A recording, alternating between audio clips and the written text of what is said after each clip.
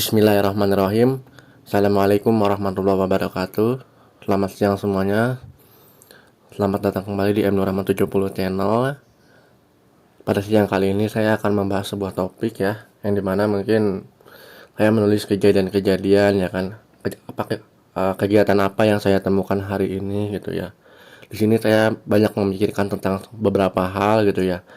Salah satu diantaranya itu akan saya bahas pada topik kali ini. Nah, untuk hari ini gitu ya, saya berpikir tentang ciri-ciri orang yang merusak jadwal keseharian individu ya kan. Lalu berpikir tentang cara menggunakan pengalaman yang diperoleh ya kan. Lalu saya berpikir tentang eh, mengapa sih gitu ya kita itu dianggap sebagai orang yang mengada-ngada soal tujuan dan mimpi masing-masing yang dilakukan ya kan. Nah, dari tiga hal tersebut gitu ya, yang paling menarik itu adalah yang ingin saya bahas itu adalah yang ketiga, poin ketiga, yaitu mengapa ya sesuatu itu dianggap sebagai mengada-ngada soal tujuan dan mimpi masing-masing yang dilakukan gitu ya. Apa sih aktivitas yang sehari-hari kita lakukan ini gitu ya? Apakah memang benar-benar bermanfaat atau memang mengundang persoalan gitu ya dalam kehidupan masing-masing pribadi gitu ya? Umpamanya seperti kita menyapu di teras rumah ya kan, lalu ada saja ya yang mengomentari gitu ya, baik tetangga kita ataupun tukang sayur lah gitu ya. Nah, dalam tema kali ini gitu ya, kenapa sih ya kok kita bekerja keras soal mimpi kita gitu ya dan tujuan kita, mengapa kita dianggap mengada-ngada gitu ya, padahal memang kan menurut orang-orang kan hasilnya itu memang belum diperoleh ya dalam kita mengejar mimpi itu. Tapi seenggaknya gitu ya, membicarakan sebuah tujuan gitu ya, pasti harus digapai dengan cara yang tidak mudah gitu. Oleh karena itu juga di sini juga banyak sekali persoalan-persoalan yang memang ada yang kita tanggapi, ada yang tidak perlu kita tanggapi ya kan. Tapi ya ada juga yang memang persoalan hidup itu ya cukup berantakan juga gitu ya, yang dimana urusan yang tadi kita sudah memanajemen dengan mudah gitu ya, sesuai dengan keinginan kita, planningnya, rencananya dan lain-lain, tapi seketika gitu ya, mengapa urusan itu bisa berantakan gitu ya, dan kita juga bingung gitu ya, setelah urusan ini berantakan kita mau lakukan apa gitu ya. Mungkin kita buntu kan dalam sebuah tujuan seperti itu kan. Nah, maka dari itu penting sekali gitu ya untuk kita tuh mengejar sebuah target mimpi gitu ya. Mimpi itu bisa juga dibilang sebagai tujuan, tapi bisa juga orang menganggap mimpi itu hanyalah sebuah khayalan atau imajinasi seseorang itu sendiri gitu ya, yang dimana imajinasi itu tidak berlaku di kehidupan dunia nyata gitu ya. Tapi hidup ini akan selalu banyak penyekalan oleh manusia lainnya gitu ya. Kita seringkali disuruh membedakan antara mimpi dengan kenyataan dan mana kenyataan yang bukan mimpi ya. Nah, isi dan otak pemahaman orang itu kan berbeda-beda dalam menanggapi persamaan dan kontradiksi ya kan. Terkadang gitu ya, kalau kita ingin memahami persepsi orang lain tentang diri kita gitu ya, kita harus menanyakan kepada orang itu. Tapi jika orang itu tidak jujur gitu ya tentang pertanyaan yang kita ajukan kepada mereka gitu ya, ya kita tidak perlu repot-repot untuk memikirkan kembali gitu ya ucapan-ucapan mereka yang selama ini terus mengundang tanda tanya pada diri kita gitu ya. Oleh karena itu mungkin ya memang sih ya setiap manusia itu pasti mengundang pikiran, ada saja ya apa yang dia ucapkan, apa yang dia lakukan selalu saja mengundang pikiran ya kan, sehingga itu akan membebani proses dari apa yang akan kita lakukan nantinya gitu. Nah, terkadang juga kita kalau untuk memandang cara orang lain memandang itu gitu ya, mata kita sendiri terkadang tidak bisa merasakan bagaimana orang lain memandang kita. Apa bisa seperti itu gitu ya? Karena kita bukanlah orang lain atau kita adalah kita. Tapi ada sebuah clause yang mengatakan bahwa kita bisa menjadi orang lain melalui pengalaman yang mereka rasakan gitu ya. Contohnya ketika mereka sedang bercerita kepada kita gitu ya mengenai masalahnya begini begini begini, kita bisa merasakan dari cerita yang orang lain itu katakan gitu ya. Bagaimana situasi yang dia gambarkan melalui perkataannya gitu ya. Sehingga mungkin kita bisa mendapatkan gambaran situasi dari yang orang ceritakan itu gitu ya. Wah, ternyata memang dia lagi banyak masalah begini-begini. Lalu kita mendapatkan informasi itu dengan mudah gitu ya. Karena memang segala hal yang diceritakan itu memang tidak luput dari gambaran dan pikiran orang gitu ya. Apalagi ya ketika kita menghadapi sebuah persoalan hidup yang memang kita tidak bisa lakukan dengan sendirinya ya kan. Namun kadang kala juga ada orang yang ingin melakukannya seperti ini tapi kemauannya begitu. Ada juga orang yang mungkin ya sudah menceritakan seperti ini namun di belakang menceritakan yang lain ya kan. Karena memang kan hidup ini juga penuh drama gitu ya. Tiap orang lain yang kita hadapi itu gitu ya, belum tentu dia itu menjadi dirinya yang sebenarnya gitu ya. Karena setiap orang itu tidak mau tampak, tidak ingin mau menampakkan kelemahannya gitu ya di depan orang-orang. Bisa jadi aja seperti itu, pemikiran itu seperti itu menjadi benar gitu ya. Tapi gitu ya, ada memang beberapa poin yang tidak kita sadari gitu ya. Mungkin saya juga belum cukup berpengalaman sih ya gitu ya untuk mengetahui tentang karakter masing-masing karakter orang-orang gitu ya. Karena kan memang karakter masing-masing orang-orang itu berbeda-beda gitu ya, sesuai dengan tanggung jawabnya masing-masing gitu ya. Tapi ada kadang kala juga gitu ya, ada beberapa orang yang memang cukup menarik juga sih karakternya gitu ya. Tapi gitu ya, di sisi lain karakternya dia ini gitu ya, atau manusia ini gitu ya, kadangkala gitu ya, hanya untuk mengklaim dirinya sendiri saja gitu ya, yang benar gitu ya. Padahal juga kita juga membutuhkan pengakuan kebenaran dari ucapan kita sendiri gitu ya. Kenapa sih ucapan mereka itu harus kita hormati gitu ya, sedangkan ketika kita mengucapkan sepatah dua kata apapun kayaknya tidak berarti gitu bagi yang mereka pandang gitu ya, dari segi ucapan kita gitu ya. Kenapa dipandang tidak berarti gitu ya. Tapi ya itu kembali lagi ke masing-masing orang gitu ya. Karena masing-masing orang itu juga kan ya, kalau misalkan dalam ranah sosial seperti itu gitu ya, mungkin kita tidak bisa membantahnya gitu ya. Karena memang masing-masing orang itu kan pengaruhnya beda-beda masing-masing gitu ya. Tergantung dari ruang lingkup atau lingkungan yang dia lakukan gitu ya. Jika perbuatan orang-orang itu hanya mengundang insecure kita gitu ya, hanya meningkatkan reputasi mereka sendiri saja gitu ya. Nah, kita juga punya hak juga, punya hak juga untuk mencari lingkungan yang lain gitu ya, di samping yang mereka tidak ketahui gitu ya. Karena memang kita mencari lingkungan yang cocok itu sangat susah gitu ya. Karena memang sejatinya gitu ya, karena hanya beberapa kelompok saja gitu ya, misalkan dalam suatu lingkungan di hutan, singa, harimau, dan koala atau yang lain-lain gitu ya. Karena kan memang dalam satu hutan itu terdiri menjadi beberapa macam-macam spesies gitu ya. Lingkungan singa hanya untuk singa saja gitu ya. Lingkungan macan hanya untuk macan saja gitu ya. Lingkungan harimau hanya untuk harimau saja gitu ya. Karena memang ada klasifikasi pengelompokan dari masing-masing spesies yang berbeda-beda gitu ya. Tapi manusia gitu ya, yang hanya satu spesies gitu ya. Kenapa lingkungannya bisa berbeda-beda gitu ya?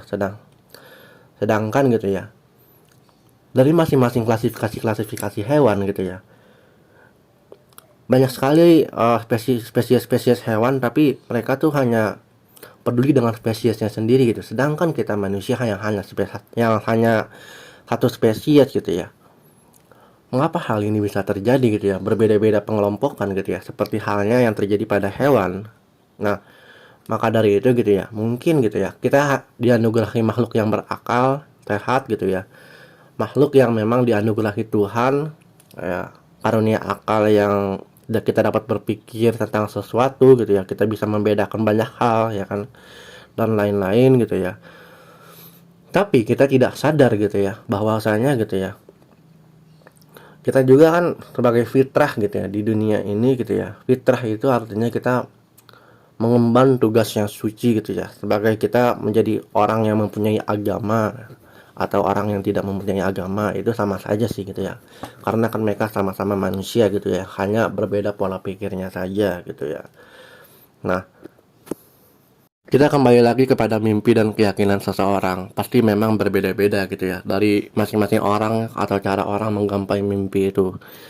Mungkin dari masing-masing buku yang kita beli gitu ya, kita bisa lihat gitu ya, isi dan penyampaian itu masing-masing buku itu berbeda-beda gitu ya, tergantung dari subtema yang dibawa gitu ya. Karena memang kan sejatinya gitu ya, kita saat kita sedang kuliah gitu ya, atau kita memang sedang berada di sebuah sekolah ya kan, atau kuliah, kampus dan lain-lain gitu ya, pasti memang kan dari masing-masing mata kuliah atau mata pelajaran yang kita pelajari itu masing-masing itu berbeda-beda gitu ya.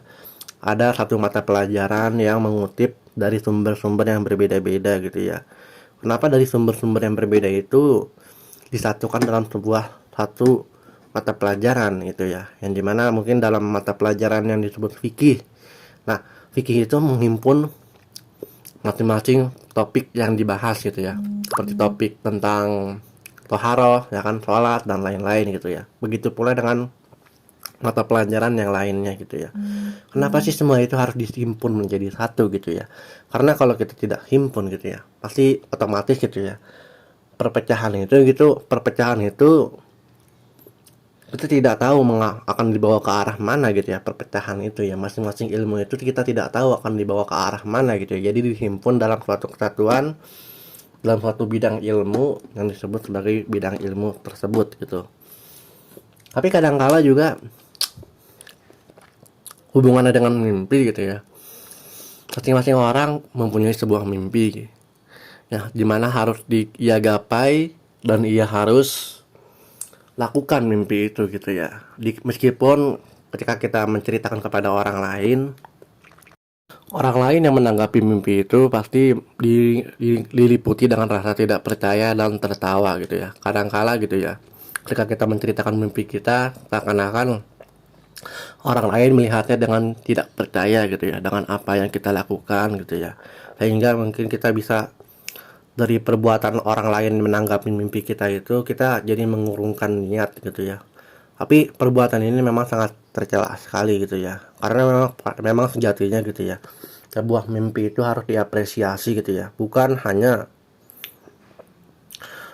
membuat seseorang itu mengurungkan niat dari apa yang memang ingin ia lakukan. Contohnya itu adalah Nabi Yusuf gitu ya, ketika ia menceritakan mimpinya kepada ayahnya gitu ya, ayahnya mengatakan gitu ya, jangan kau ceritakan kepada saudara-saudaramu gitu ya, karena sungguh pasti saudara-saudaramu itu akan diganggu dengan tipu daya setan gitu. Nah, artinya gitu ya, meskipun ayahnya Nabi Yusuf, Nabi Yakub gitu ya, mempercayai bahwa Nabi Yusuf itu bermimpi gitu, seperti itu gitu ya. Namun kadangkala gitu ya, ketika Nabi Yusuf menceritakan kepada orang lain, belum tentu tanggapan mereka itu percaya seperti ayahnya gitu ya. Begitupun Nabi Yusuf menceritakan kepada saudaranya gitu ya, belum tentu saudaranya itu mempercayai mimpi Nabi Yusuf itu sebagaimana ayahnya mempercayai mimpi Nabi Yusuf gitu. Tapi kan memang kadangkala gitu ya, ada memang beberapa hal yang memang mengundang hal-hal yang remeh gitu ya, yaitu dari perbuatan masing-masing dari diri kita sendiri gitu ya, yang dimana kita mungkin belum bisa mengkoordinir dari apa yang kita tanggapi kepada orang lain gitu ya, sehingga orang lain mungkin bisa memicu hal-hal yang bertentangan dari apa yang kita inginkan itu sendiri gitu. Tapi kadangkala gitu ya, ada aja gitu ya persepsi-persepsi yang memang kurang meyakinkan diri kita gitu ya, sehingga kita tidak sadar tiba-tiba menerimanya gitu ya. Persepsinya bagus, analoginya bagus, tapi ilmu kita kurang, belum belajar kita kurang, tapi kita mempercayainya seenaknya saja gitu. Itu sangat salah juga sih. Meskipun Nabi Yusuf tidak menceritakan mimpinya itu kepada saudaranya karena memang pesan perintah dari ayahnya gitu ya. Tapi memang setiap manusia itu tidak luput dari kebencian orang lain gitu ya. Tapi tetap saja saudaranya itu membenci Nabi Yusuf karena memang dia sering banget dekat sama ayahnya yang memang sangat mempercayai mimpinya itu, meskipun ayahnya melarang mengatakan mimpi kepada saudara-saudaranya. Tapi ya Nabi Yusuf sudah mengurungkan niat seperti itu, tapi memang kenyataannya itu tidak bisa dipungkiri bahwa mereka saudara-saudaranya itu masih tetap membenci Nabi Yusuf gitu ya. Karena memang kedengkian itu memang datang dari hal-hal yang tanpa sebab sih gitu ya.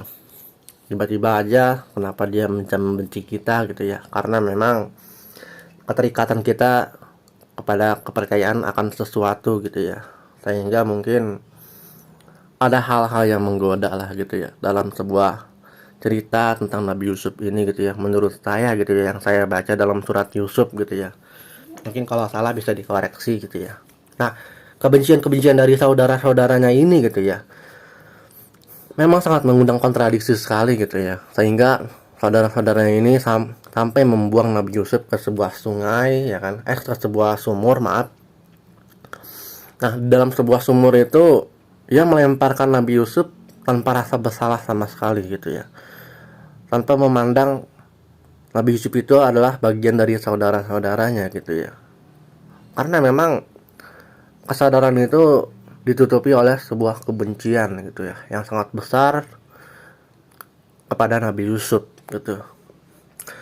Nah, suatu ketika gitu ya, ketika Nabi Yusuf sudah dewasa gitu ya, ia dibimbing oleh Tuhan gitu ya, sesuai dengan bimbingan yang diberikan melalui mimpinya gitu ya, seperti keberadaan 11 bintang, matahari dan bulan ya kan, bersujud kepadanya gitu ya. Nah, tabir mimpi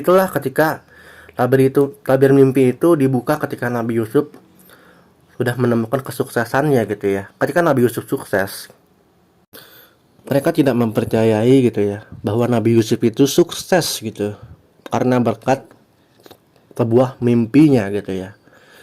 Kenapa Nabi Yusuf bisa sukses? Karena Nabi Yusuf itu sendiri memang sudah dibimbing gitu ya, karena memang udah diberikan sebuah jalan gitu ya oleh Tuhan melalui perjalanan mimpinya dari masa kecil gitu ya, yang ia mimpikan suatu saat menjadi kenyataan ya kan ya.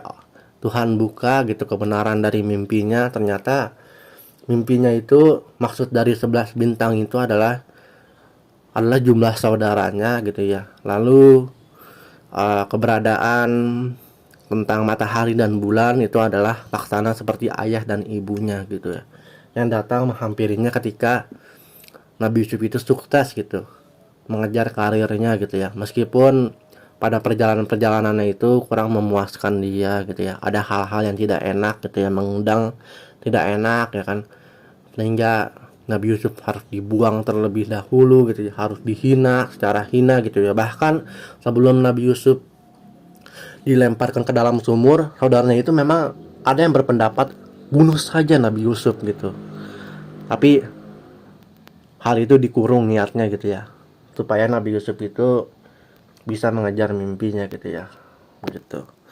Nah, dari masing-masing petunjuk-petunjuk mimpi ini gitu ya, pasti kita tidak heran gitu ya, pasti kita bertanya-tanya gitu ya, kok bisa gitu ya Nabi Yusuf yang hanya bermodalkan mimpi saja gitu ya, dari mimpi yang masa kecilnya saja gitu ya, hanya petunjuk mimpi yang masa kecilnya saja, kenapa bisa membawa kesuksesan yang besar gitu ya. Dia menjadi seorang juru bicara raja Mesir pada saat itu gitu ya. Padahal hanya modal pesan ayahnya saja, jangan menceritakan kepada saudaranya, karena takutnya nanti saudaranya menanggapi bahwa Nabi Yusuf itu mengada-ngada kepada mereka gitu ya, soal mimpi yang mereka anggap remeh gitu ya.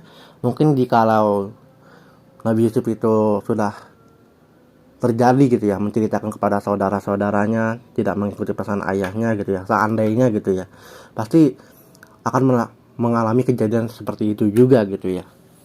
Tapi berkat kejadian tidak menceritakan mimpi itu gitu ya.